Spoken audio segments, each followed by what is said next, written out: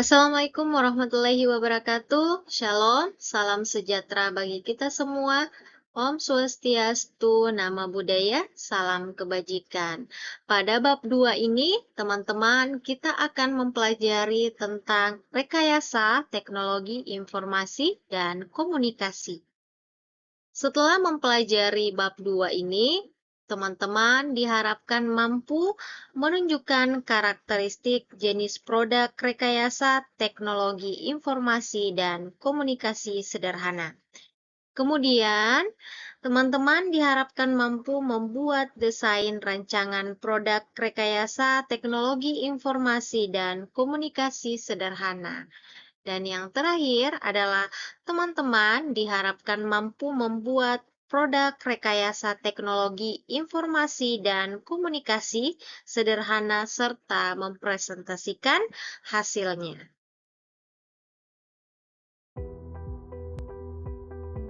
Teknologi informasi dan komunikasi telah melalui proses perkembangan yang panjang. Sejak ribuan tahun lalu, teknologi informasi dan komunikasi telah bermetamorfosis dari bentuk yang sederhana hingga modern seperti saat ini. Nah, berikut periode perkembangannya. Yang pertama, pada 3000 sebelum Masehi, untuk pertama kalinya tulisan digunakan oleh bangsa Sumeria dengan menggunakan simbol-simbol piktograf sebagai huruf. Kemudian yang kedua, pada 2900 sebelum Masehi, bangsa Mesir kuno menggunakan huruf hieroglif dalam berkomunikasi. Hieroglif adalah sistem tulisan formal yang digunakan masyarakat Mesir kuno, terdiri dari kombinasi elemen logograf dan alfabet.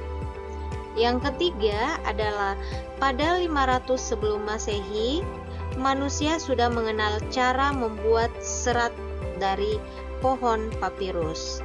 Penggunaan papirus pada masyarakat Mesir kuno setidaknya sudah ada sejak periode dinasti awal. Hal ini karena papirus tumbuh melimpah di delta Sungai Nil.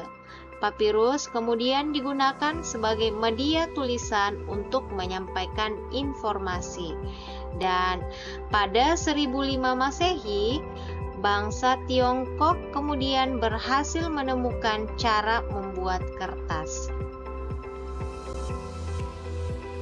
Beberapa contoh alat komunikasi tradisional pada masa kuno adalah yang pertama, kentongan atau kentungan. Kentongan adalah alat yang menimbulkan bunyi-bunyian ketika dipukul atau dibunyikan. Bunyi kentongan dimanfaatkan untuk menginformasikan tanda bahaya, menyatakan waktu, dan mengumpulkan massa. Dahulu, kentongan juga digunakan di masjid sebagai penanda waktu ibadah. Yang kedua adalah daun lontar. Daun lontar digunakan untuk media menulis surat dan naskah. Kemudian yang ketiga adalah burung merpati atau merpati pos. Merpati merupakan salah satu jenis burung yang memiliki daya ingat kuat. Merpati memiliki naluri alamiah, yaitu kembali ke sarang meskipun sudah pergi jauh. Nah, hal ini yang membuat burung merpati dilatih untuk mengantarkan surat atau pesan. Contoh alat komunikasi tradisional selanjutnya adalah prasasti. Prasasti adalah piagam atau dokumen yang ditulis pada bahan yang keras dan tahan lama.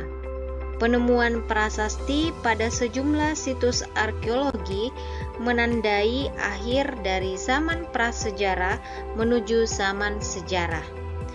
Prasasti memuat berbagai informasi, antara lain puji-pujian kepada raja, penetapan sebuah desa menjadi daerah perdikan, keputusan pengadilan, utang piutang atau sebuah sumpah. Selanjutnya adalah trompet dari tanduk hewan.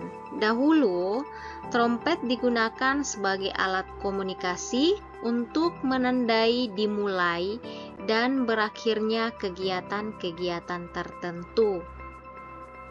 Dan selanjutnya adalah serat papirus.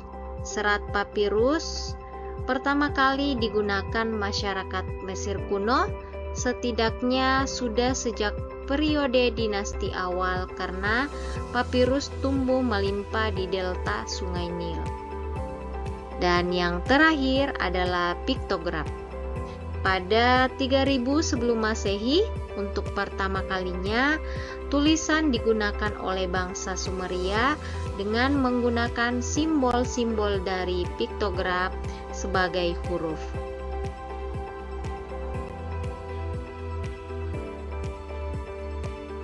Contoh alat komunikasi modern yang pertama adalah surat kabar.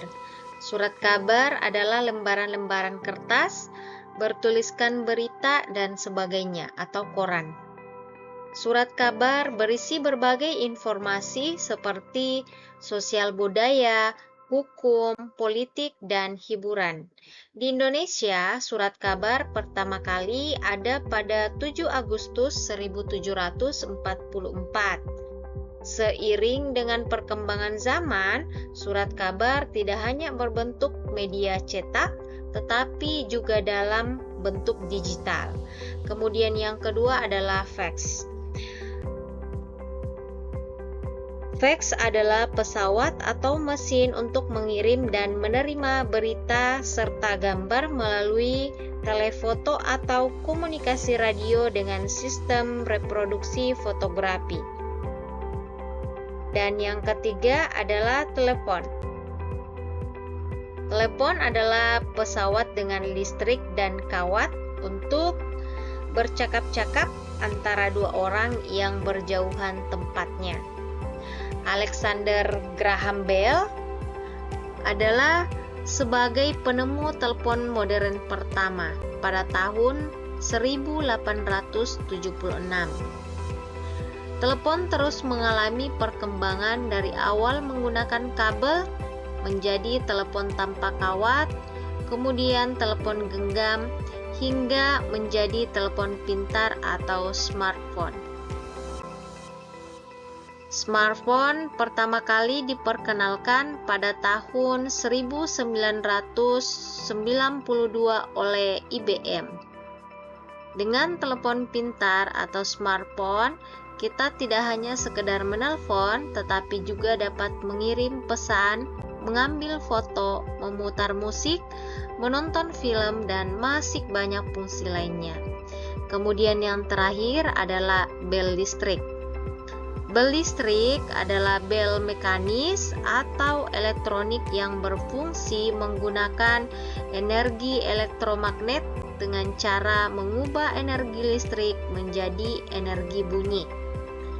Bel listrik banyak kita temui pada sistem keamanan dan keselamatan seperti alarm kebakaran di mal, pabrik, dan hotel. Bel listrik juga digunakan di sekolah sebagai penanda dimulainya jam pelajaran, jam istirahat, dan berakhirnya jam pelajaran.